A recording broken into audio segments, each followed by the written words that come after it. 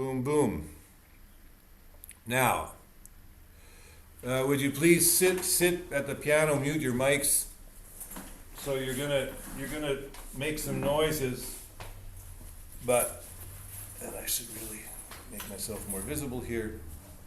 Um, so would you please feel, first of all, the two sits bones on the bench, and feel whether the two sits bones are equal or unequal in their weight. Don't try to fix it. Just try to sit normally and just feel whether one sits bone bears a little bit more of your weight than the other one. Very few of you should sit symmetrically. It's almost impossible to sit symmetrically. So if you can't perceive it, then just keep trying to perceive it. And eventually, you might tune in that, oh my God, yeah, this sits bone is pressing in a little bit more than the other. So just take some time with it and don't try to fix it or change it, but if you can't see the difference, then maybe do a little micro movement here, a little micro movement there. So changes in the body that are so small that you can't really, nobody could see it on the screen and you hardly notice it yourself. But for instance, and why are we, pianists tend to have more on the right because the right foot is out all the time pedaling. And the right hand is more stressed out and going over. So pianists will have, that's what I'm discovering today. So would you please now, whichever sits bone you're feeling bears more of your weight, just move in such a way that there's even a little bit more of weight on that sits bone. And notice that as soon as there's a little bit more weight on the sits bone, you can actually feel its shape more and go back. And so if you go back, that sits bone still may have a little bit more than the other one, but then you move your body so that the difference is more between the one that's bearing more weight and the one that's bearing less weight. And every time you do that, you do it a little more or a little less, and you try to feel the three-dimensional shape of that sits bone anew. Each time you go back to your neutral, which is not symmetrical, and then again over there on the one that tends to bear more of your weight. So you feel a slight asymmetry and then you enhance it, you accentuate it, you make it a little more asymmetrical. You do the opposite of what's logical. And you discover more and more and more. Maybe you go past the point of balance on that sits bone so that the other sits bone leaves the chair. And then go back and put the other sits bone back on the chair or the bench. Maybe try that a few times. And as you're going over there, do you notice that your head moves a lot or whether your head moves relatively little? So of course, if your head moves over there too, then eventually you'll fall over sideways. You don't want to do that. So if you come back to the middle, which is not really the middle, and then again put a little more weight on that primary sits bone, but leave your head to the other side. Does it help you feel this three-dimensionality of that sits bone in a new way? Do you feel another part of that sits bone? Maybe a little bit more the behind part of the sits bone, or maybe a little bit more the front part, or the diagonal part. Or maybe with the head going to the opposite side, you can even go further onto the outside surface of that sits bone and then come back. So try that a few times.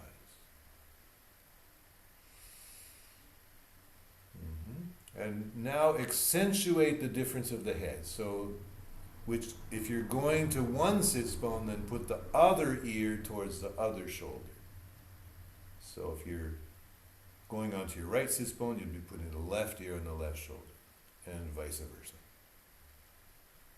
So really now let me see the head going in the different direction from where the body's going.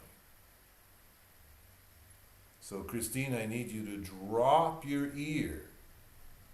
When you go to the side, I'm going to do it this way so you can see. You go to one side and drop the ear to the other side.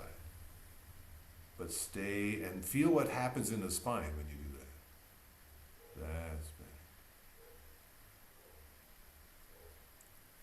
So slowly begin to exaggerate the dropping of the ear so that that sits bone on the dropped ear side actually comes off the piano bench. And then come back.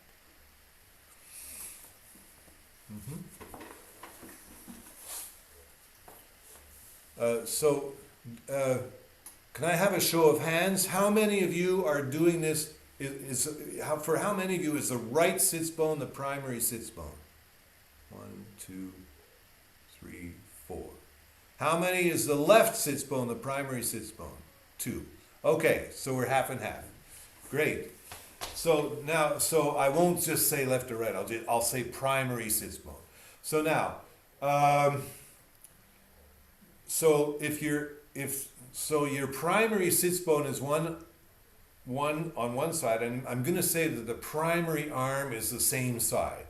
So I don't know whether it's the left or the right. That's up to you.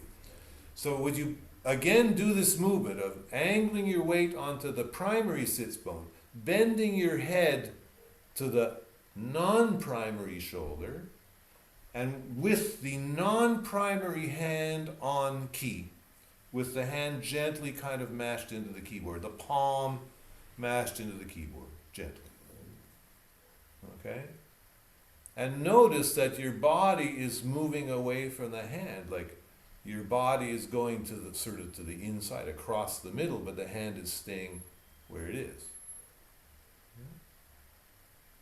And feel whether, when you do that, something changes in the non-primary shoulder blade.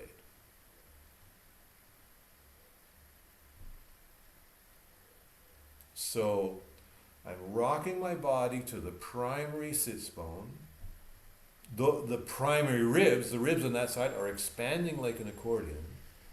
The other ribs, the non-primary ribs, are folding in on each other, and which makes the non-primary shoulder blade do something. Can you feel what the non-primary shoulder blade does? Is it sliding on the ribs, or is it just moving with the ribs? Does it get closer to the shoulder, to the spine, or does it get further away from the spine? What happens to that non-primary shoulder blade as you rock the body onto that primary sits bone and bend the ear the other way? Okay? Okay. Take a rest, let your arms hang down.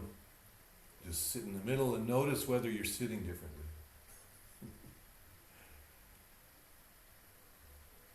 What's the difference between your two sits bones now, and where is your weight distributed, your torso? Okay? Put your hand in the same position, the hand straight forward onto the key, rest the palm there. And this time, as you rock the body onto the primary sits bone, bending the body the other way, move the hand across the body towards the primary side. And come back. And move the hand back when you come back. So it's as if I'll do it sideways. It's as if I'm doing this rocking movement and rocking movement. And the rocking movement puts my hand across. Yeah. I'm doing it way too big, so you can see what I'm talking about.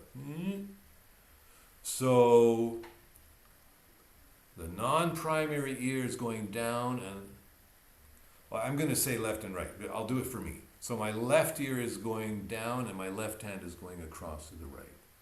So if you're doing it the other way, the right ear would be going down, and the right hand would be going across to the left. Let's see everybody do that. But only do it on your primary side, please. Yeah.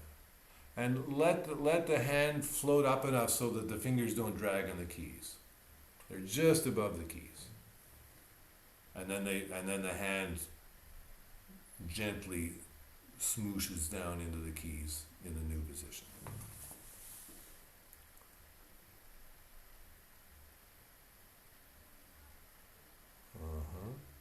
try not to rotate the hand horizontally like this. Try to just lift it, lift it. So the hand's not going to reach for keys. It's not going to change its angle at all. It's just totally neutral with the arm, and the arm goes to the new place, and the arm goes to the new place, and the arm goes to the new place, and the arm goes to the new place, and the arm goes to the new place. Yeah? That's right. So now, do this rocking thing and put your hand in many, many different places on the keyboard, but never move your arm. Always rock the body sideways, do this side bending kind of movement in order to get your arm to a new place. So I'll demonstrate. This is my neutral. I rock a little bit. Oh, now I'm here. Oh, I rock a little more. Now I'm here. Oh, I rock a lot, and I'm way over here. And I rock back, and then I'm here. And then I rock back, and then I'm here. And then I rock totally to the middle, and I'm back where I started. Oop, boom. Oh, boom. Does that make sense? Hands, I think your arm is moving more than your body. Hands, I want to see this more. I want to see this more. So your head will go more opposite to your arm. That's it. So if your arm's going across, then your head's dropping. And if your arm's coming back to the outside, then your head is coming to the vertical again. Like this. But slowly. Yeah, that's better. And now, now you have much more the feeling that the body initiates. The body initiates and the hand just goes somewhere. And now the body initiates and the hand just goes somewhere. But it's not like, oh, my hand is going, I'm reaching for something. It's the opposite. So what we're doing here is a classic Feldenkrais strategy. We're reversing proximal and distal. So normally my distal, the periphery, the parts far away from my core, they move. And the core provides some energy, and the periphery provides digital precision. And now the hand stays just neutral, and the body moves, and because the body moved, the hand moves too. So now the initiation comes from the core and ripples out to the, rather than the fingers want to go here and then the body kind of follows along.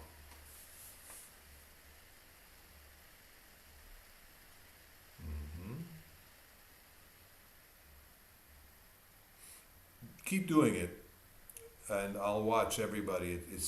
Joyce, your camera's so high I can't see you. It's going to take a while for me to watch everybody because you're all doing beautifully by going very slow. Even lower, Joyce. That's better. Great.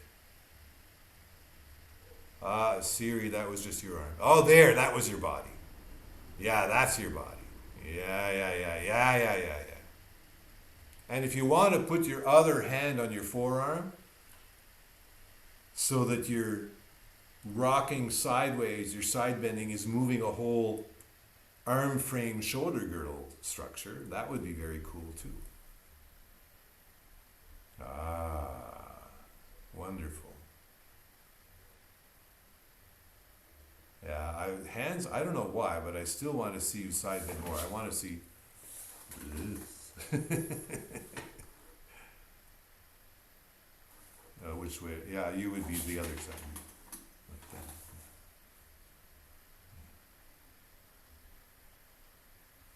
that. Okay. Come back to the middle and just take a rest. And sit.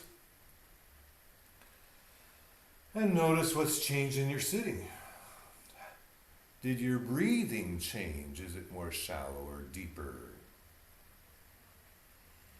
Are you more erect without exerting any effort to be erect? Are you slightly more rounded and back behind your sits bones? Are you a little more forward?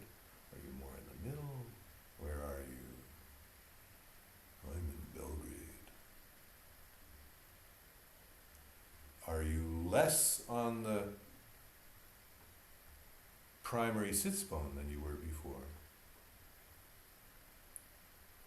That's the strangest thing about this, what we've been doing, is that we're constantly side bending and getting all of the weight onto the primary sits bone, and we come back and now all of a sudden the body has found a way to equalize them and make that primary sits bone less primary. In fact, you may have even gone on to the other sits bone a little bit. Does anybody feel that? Show of hands, anybody who's now less on the primary sits bone than before? Everybody. Feldenkrais is strange stuff. Could we please now try the non-primary sits bone? So again, I'm not going to do, say, left or right, because half of you are going one way and half of you are going the other way. So now, dominant recessive. I'm not going to call it the recessive sits bone. I'll say non-primary. Secondary. That's what non-primary is. Your secondary sits bone. Would you please angle your weight onto the secondary sits bone? And now, notice whether you have less or more tendency to side bend. Because some people will they'll forget to do that opening the ribs on one side and folding the ribs in on the other side. And they'll just kind of move over there and the body will stay straight up. But now you're going to fall over. So again, try to find that strange sense of side bending where the body's weight goes over onto the secondary sits bone, but the head is going the other way. Now your primary ear is lowering towards the primary shoulder. Which ear goes to which shoulder more easily? The secondary ribs are fanning out like an accordion, and the primary ribs are now folding in on each other. Does the rib cage fold easier this way or more difficult? Are they just different?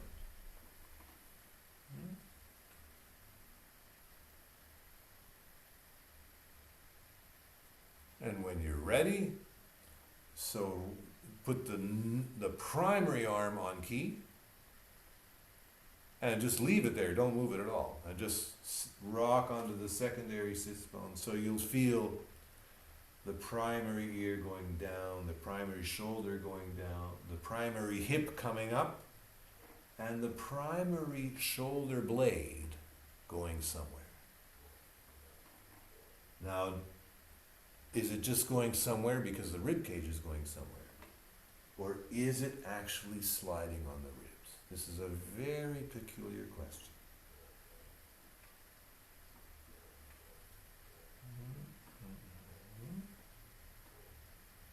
I should have erased my picture because I love it when I don't watch myself, but I watch all you guys.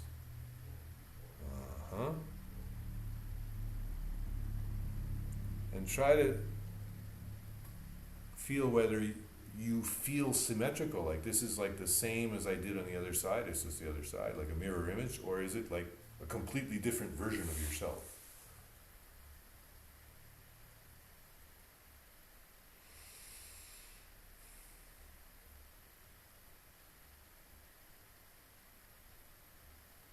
And when you're ready, you can use the side bending movement to this side, the secondary side, to move your primary arm across your body towards the secondary side.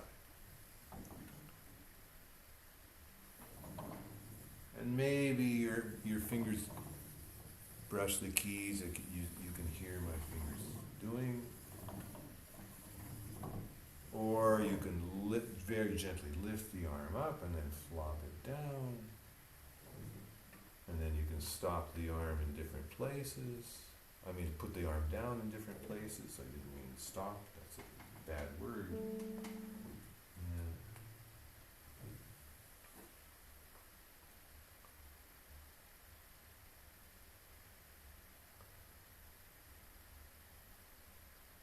Has anybody figured out the logic? Why am I doing this with you? It's all about the left hand in the Mussorgsky.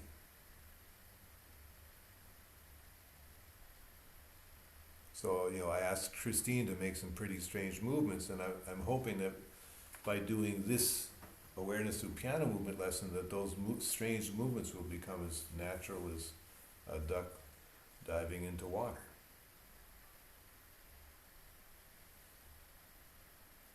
Nice, Christine. Uh-huh. And of course, when you turn your head to look to the side, that's different. That's rotation. What we're doing here is when you take your ear to your shoulder, your eyes are still looking forward.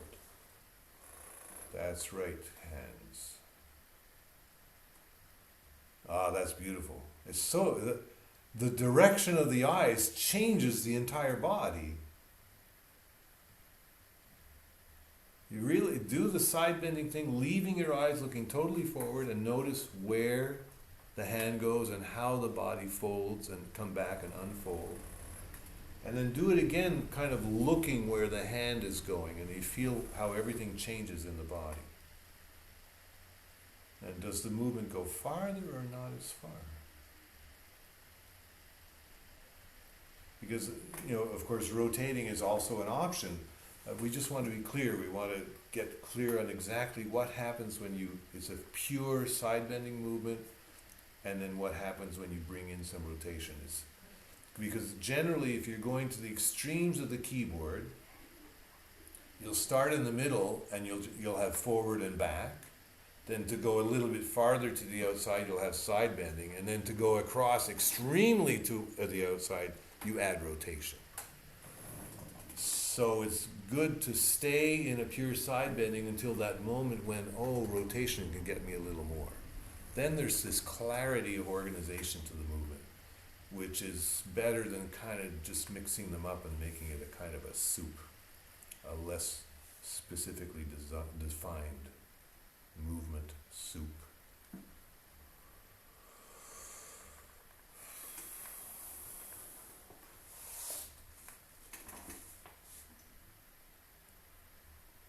Okay, come back and take a rest.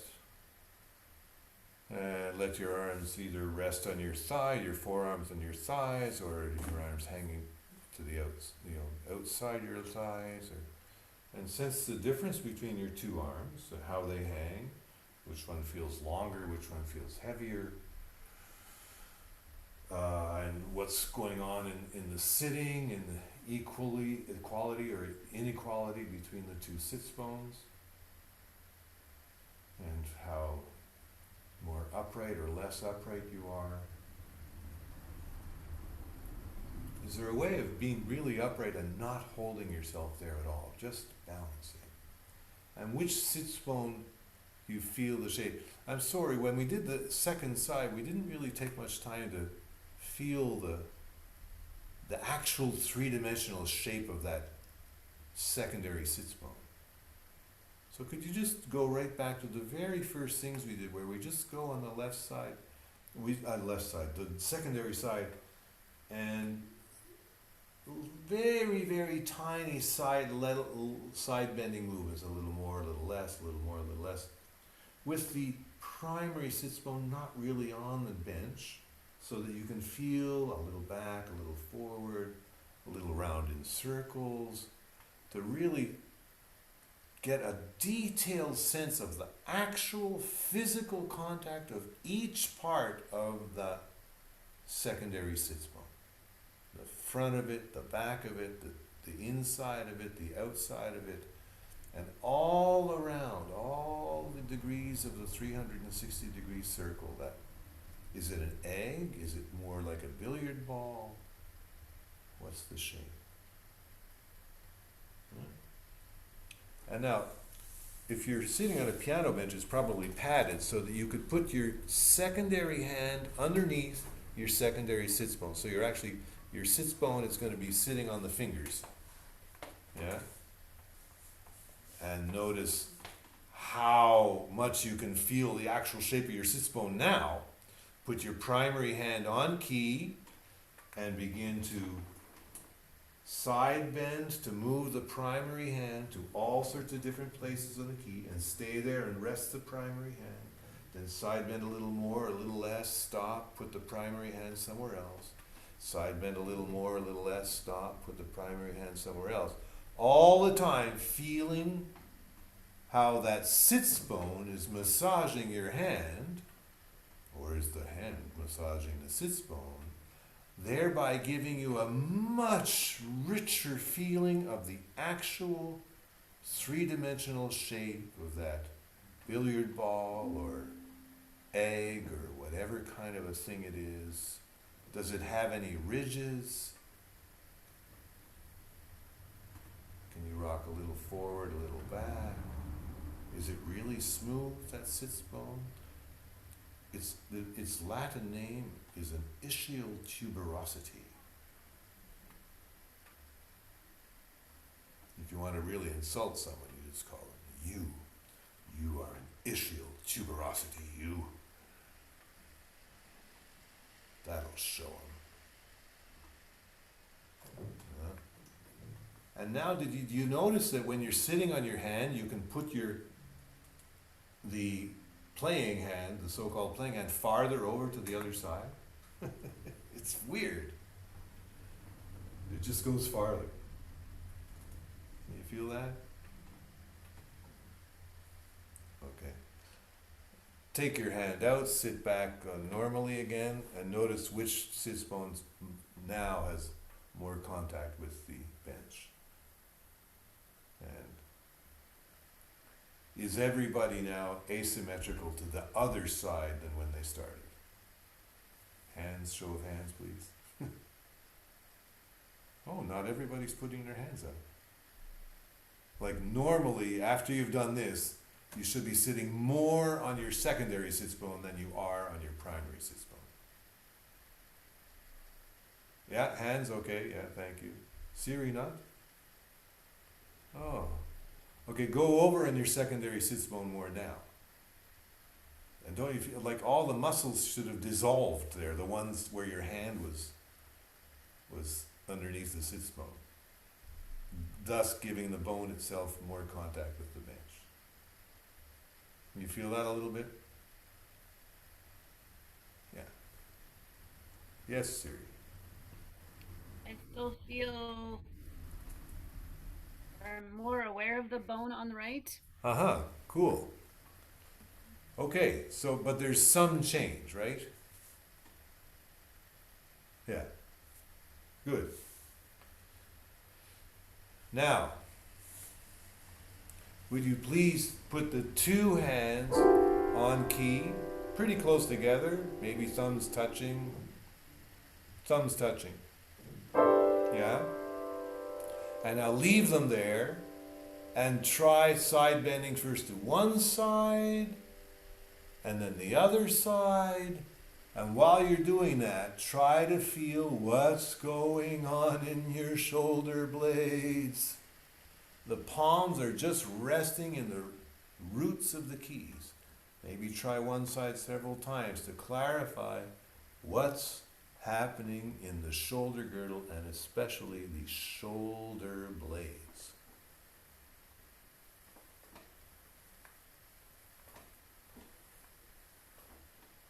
I'm doing it too big, but you do it smaller so you can feel more.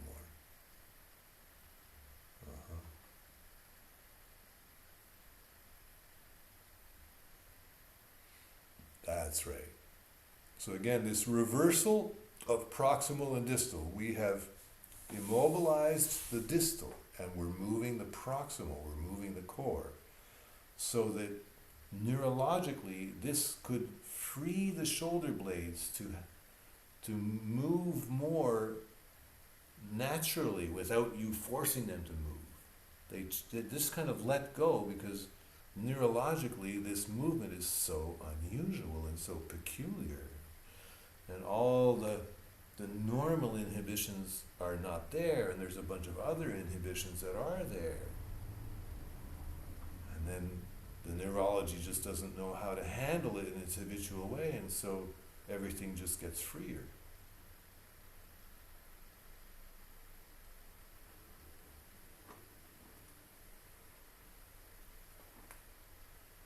And eventually use that side bending, the rocking from one sits bone to the other, with the head always going the other way so that you're ridiculously free, internally free, because you never lost your balance. The head is always over the body's center of gravity.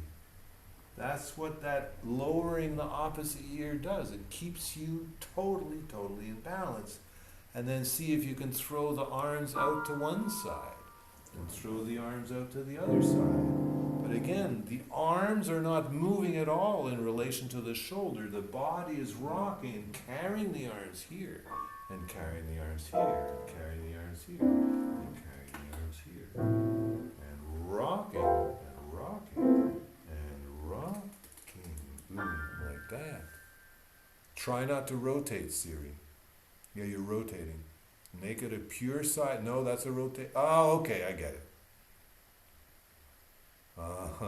Siri, your hands are going with your head. Okay, come back to the middle. Come back to the middle. And now, when you rock to that side, move your hands the opposite way. Yeah, no, that's with your head. No. Look, your hands went. My hands are following my body, and my head gets left behind. So that you see, you rocked onto the right sits bone, Siri. Therefore, your head's going left, and your hands are going right. Yeah, and now rock onto the left sits bone, and the hands go left, and the head goes right. That's right, and try not to look to the side. That's much better. That's much better.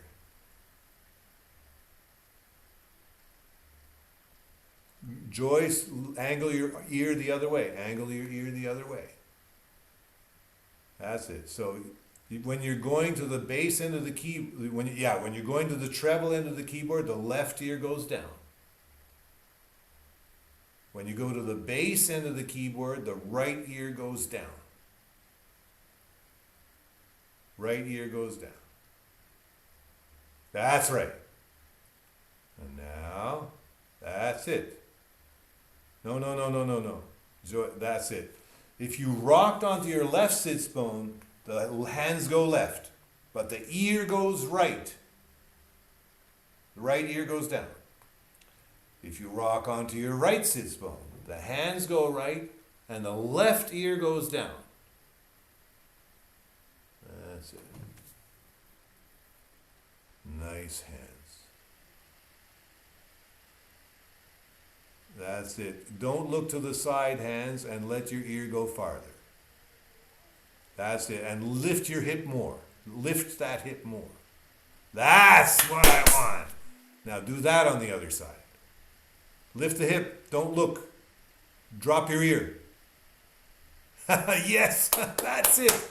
You see, given the FIs that we had this summer, you see how this is going to reactivate that freeing up of the rib cage? But you have to, you have to keep it a pure side bending. As soon as you look, you do a little rotation, you will side bend less. So you have to inhibit the tendency to look to the side so that you evoke maximum amount of side bending. Side bending. You're doing very well. Just try to be rigorous about your directions. Yes. And then the icing on the cake is to lift that hip.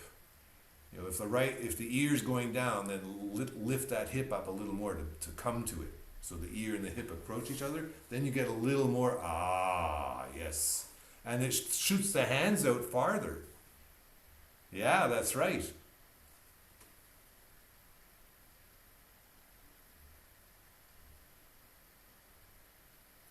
Yes, Joyce. And now, yes, the right, Joyce, now the right ear's going to go down. Don't look right, put the right ear down. Just keep looking at the music. Now put the left ear down. Lift the left hip. That's right. So the hands are going the opposite to the head. I was looking at that guy at the top of my screen in the middle, and why is he not doing it? Oh, that's me. Sorry. Yeah. That's good, Kathleen. Uh-huh. Yeah, that's good. Christine, you're taking a break, right? Yeah. And Evelyn, it's getting dark in France. Evelyn, do you have electricity in France?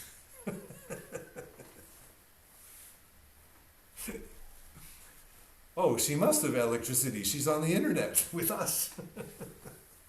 Oh, and she has lights too. Great. So anyway, guys, that's when last thing. Now do it a little quicker. Boom, boom, boom, like that.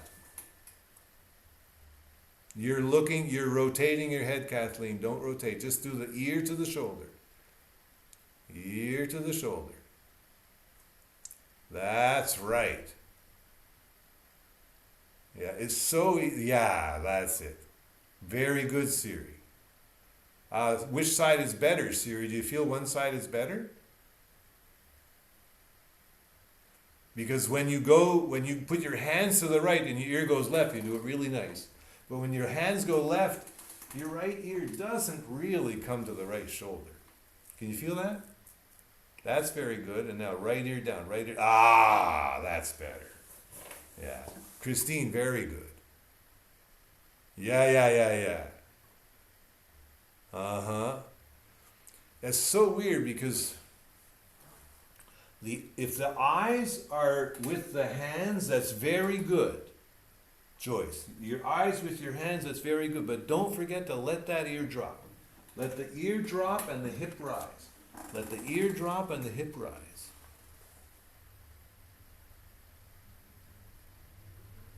Uh-huh. Hands, could you do it with less wrist? Look, hands, not this, but this. Look, my wrist stayed in the middle. My wrist stayed in the middle. I did not break the wrist.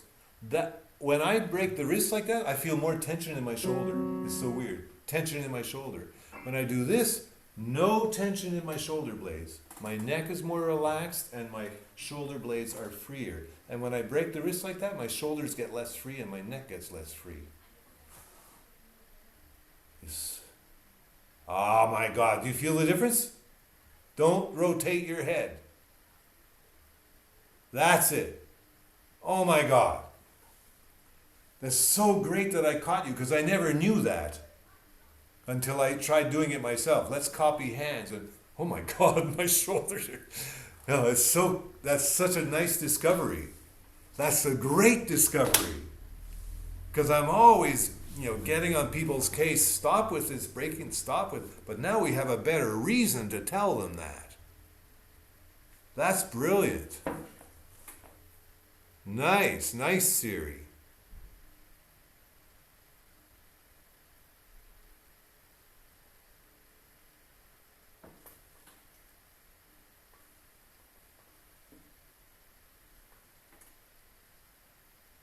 Can you hear the church bell? It's very distant. Okay. Any questions? Any impressions? Any you want to relate to us your experience?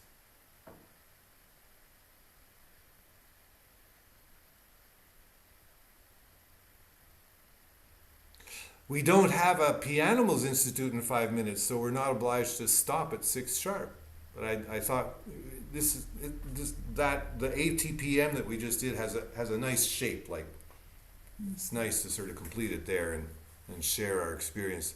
And of course, when you have time, go back to Mussorgsky the Tear and figure out whether this experience has changed how you're going to play that left hand. Yeah. Yes, Kathleen. A word that just kept coming as we were doing this was, this is really beautiful. Oh, thank you. It is. It's a wonderful. I just feel like I don't like talking my body. I just feel so much more completely with my hands on the key from doing this. Somehow in the sitting and the breathing is deeper, and it's this integration, but which is specifically related to a certain function that we do at the keyboard. Most often with the left hand when there's some repetitive accompaniment figure.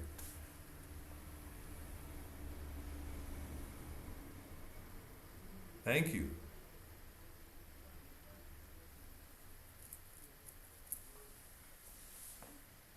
Joyce, your microphone's working. Oh, is it working? Yeah. Uncle, I don't know what changed, but anyway, it's so interesting, this Uh, ATPM, because the thing that I noticed that I didn't speak about before was that I was very interested in, the hand and all that, but there was a subtle movement in your torso and shoulders that accompanied that, and that I didn't see the same thing in Kathleen's playing. It was more like a weight shift, minus that very tiny, subtle something or other. it's internal. Internal. Yeah. And then as I was doing it, I felt you didn't speak of the sternum as being a part of the picture, but it felt like it didn't work very well unless the sternum joined the party. Thank you. Thank you. Yes. And clavicles. And clavicles, yeah. Somehow I got focused in on the shoulder blades because I bring my own personal phobia or my own personal obsession. But now that you say it, clavicles, sternum. Yeah, absolutely. Cool. Thank you. Lovely. Well, we have a new baby. We created another awareness through piano movement lesson. Yes, Kathleen. May I give a quick book report? Sure. Oh, yes. Music Late and Soon by Robin Sarah. Robin's one of my oldest friends. Has everybody received the email I sent about that? Yeah? Yeah. How far through are you? I got to about page 70. Wonderful. Yeah. I just want to sit down and read it, but it'll come. It's sit down and read it. You have permission. I was surprised at how much I showed up in the book. Because, every time I'd come to Montreal the past few years, Robin would read me a chapter or a half a chapter or something and ask me, what about this, what about that? And so I knew like the book was developing, and sometimes I'd hear something about myself, like some email correspondence we had. But when I read it, like, oh God, I was really in there a lot.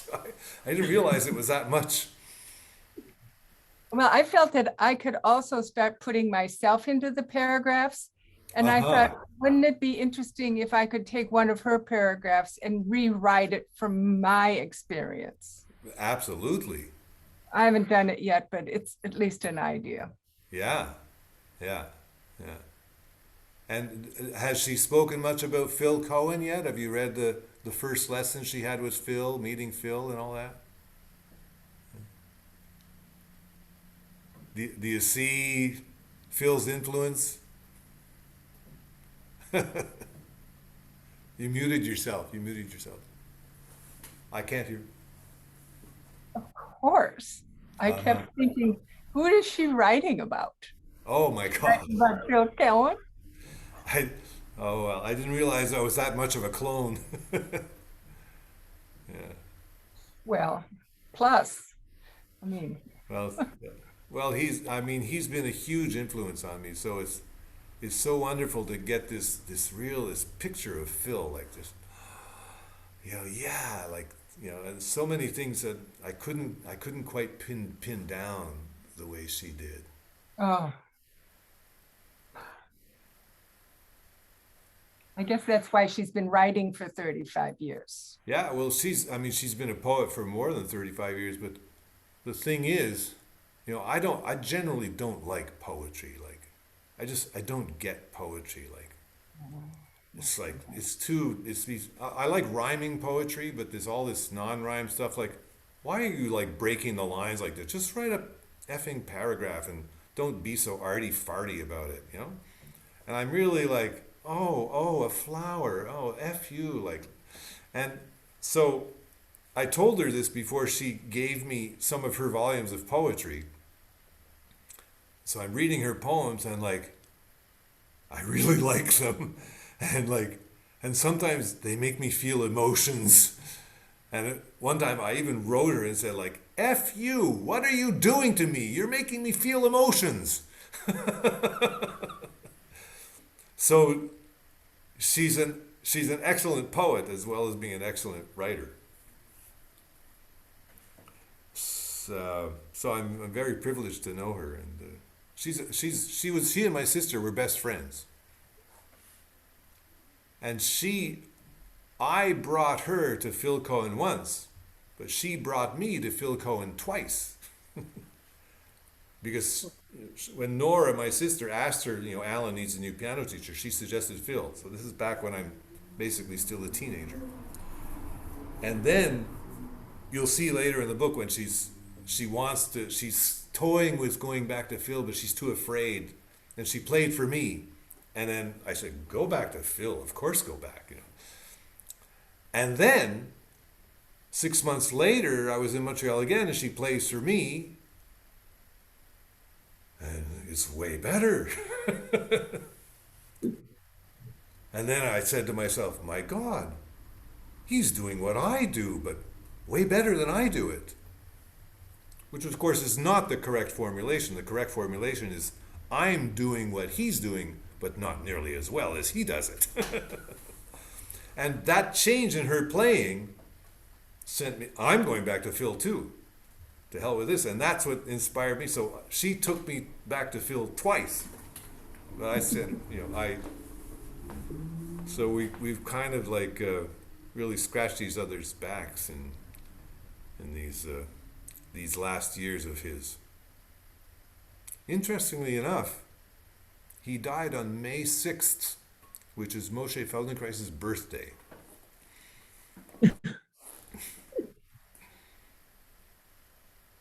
Yeah. And his gravestone says, there is always another way. That's on his tombstone.